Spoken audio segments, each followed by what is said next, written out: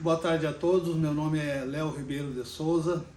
Eu estou aqui para trazer algumas relembranças, né, sobre o nosso piquete Fraternidade Gaúcha e a minha participação. O meu nome é muito identificado com o piquete. Eu entrei no piquete, eu não sou fundador, porque eu não participei da primeira reunião que foi lá em setembro de 2005. Eu entrei na segunda reunião e até foi uma maneira meio engraçada que o meu ingresso no piquete Fraternidade Gaúcha. Eu era presidente da Estância da Poesia Crioula e as nossas reuniões dessa entidade literária única no Rio Grande do Sul, em seu tamanho, em sua expressão, em sua importância, eu me lembro que nós nos reuníamos nas quartas-feiras à tarde. E nós estávamos lá, eu presidindo isso em 2004, quando entrou 3 pessoas, né, de terno preto, gravata, tudo, né, terno preto, e chegaram atrasados e sentaram no fundo da nossa sala, aqui na Duque de Caxias, ficaram lá no fundo. Eu estranhei aquelas 3 pessoas, não conhecia nenhum deles, né, e sentaram lá no fundo. E quando terminou a nossa pauta, da nossa reunião, foi aberta a palavra e eles pediram a palavra. Um deles, chamado Carlos Romerich, pediu a palavra.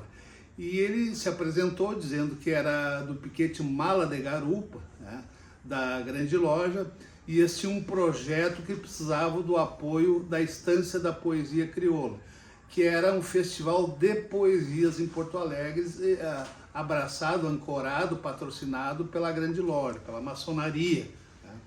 E eu, como presidente da Estância, me prontifiquei e coloquei toda a entidade ao dispor, né, da Grande Loja e daqueles irmãos que foram lá.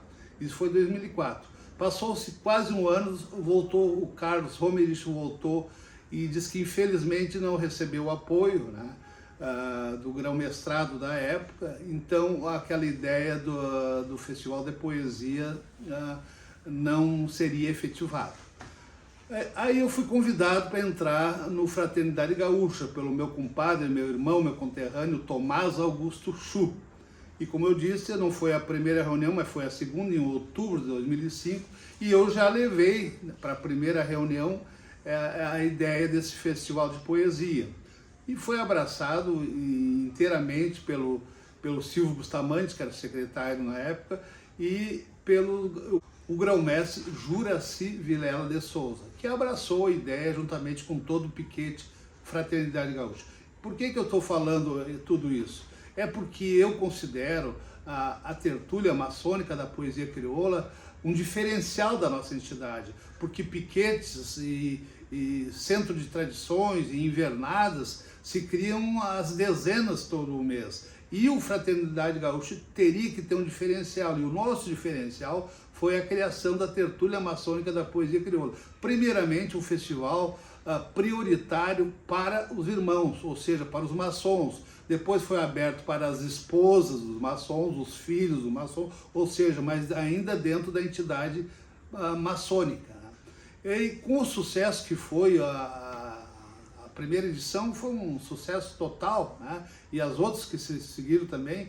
E houve como nós temos poucos festivais no Rio Grande do Sul, né, nesse sentido de poético, nós temos vários festivais musicais, chegamos a quase, aí teve uma época áurea dos festivais, quase 100 festivais no estado. E de poesia muito poucos, nós tínhamos ali em Osório, né, dava de contar nos dedos de uma das mãos os festivais. Então esse seria o nosso diferencial. E devido ao sucesso que foi o nosso evento, e as solicitações do mundo poético literário, né, declamadores, amadrinhadores, autores, né, pediram que abrisse o festival, e nós estamos mantendo essa forma até hoje, ou seja, 50% é para os poetas, amadrinhadores, declamadores, recitadores, maçons, e 50% aos não maçônicos, né? Inclusive agora em seguida teremos mais a 10ª edição, que a gente faz de 2 em 2 anos. Enquanto muitos festivais estão terminando, como é o caso que eu citei, a Sesmaria de Osório, não vai ter mais esse ano. O Bivac de Campo Bom também terminou, tudo por falta de apoio. Nós continuamos aí firmes e fortes.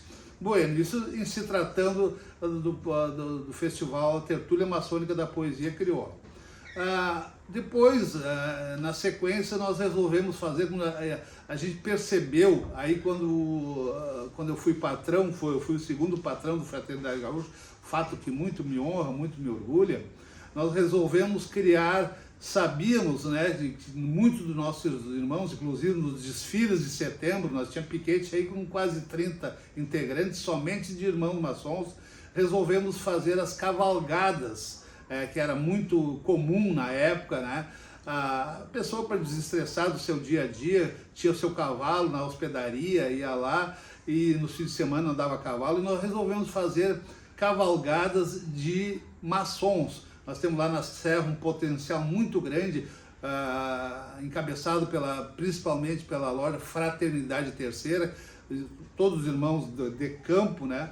E resolvemos então fazer a cavalgada, e eu coloquei o nome de Irmãos do Estrivo, né? Ou seja, e era só para irmãos. Na primeira cavalgada nós fizemos de São Francisco de Paula até Caxias, 60 irmãos, em torno, às vezes um desistia, depois outro se integrava na cavalgada. Na primeira edição nós tivemos 60 irmãos nessa cavalgada Irmãos do Estrivo. Foi o lado campeiro, vamos dizer assim, do Fraternidade Gaúcha. E o Fraternidade Gaúcha vai muito além das cavalgadas, vai muito além do Festival de Poesia Maçônica. A função dele, principal, é integrar a família maçônica com o mundo tradicionalista, né? Porque nós temos vários irmãos com potencial muito grande, ou poetas, ou cantores, declamadores, enfim, e que foram criados, muita gente que veio do interior e reside na capital, a capital de todos os gaúchos, né? O Fraternidade, ele é composto por irmãos de várias lojas que tem esse viés, esse segmento do lado tradicionalista. E isso é fundamental porque nós, Fraternidade Gaúcha, somos o elo entre a arte real, aquilo que nos preconiza, os preceitos da arte real, com o mundo tradicionalista, que é tão importante. Nós temos aí mais de 2.000 entidades tradicionalistas vinculadas ao movimento tradicionalista gaúcho. Quem criou o movimento tradicionalista gaúcho era um irmão nosso, Paixão Cortes, da loja Virtude, né? Que até ele teve uma história muito engraçada, porque ele, ao estilo Dom Pedro I, que ele foi elevado de aprendiz Dom Pedro I a grão-mestre, né? Em 17 dias, o Paixão Cortes também, ele foi de aprendiz a mestre numa sala, na antessala do nosso irmão grão-mestre Juraci, devido à sua importância, à sua notoriedade. Então esse elo, tradição com a maçonaria, é muito importante. E o Piquete sempre esteve muito preocupado, com seus olhos voltados quanto a isso, né? Então, principalmente na época de setembro, quando acontece essas epopeias farroupilha, ou seja, essas sessões reverenciando a Revolução Farroupilha, depois da Guerra dos Farrapos, o Fraternidade Gaúcha é muito importante, né? Ou servindo de lanceiros, né? Guarda de honra para muitos eventos importantes, ou ele mesmo fazendo as próprias sessões, as sessões aqui no acampamento Farroupilha, que já são famosas, né? Bem organizadas, quanto as sessões a campo também. O que é a sessão a campo para aquele que é leigo?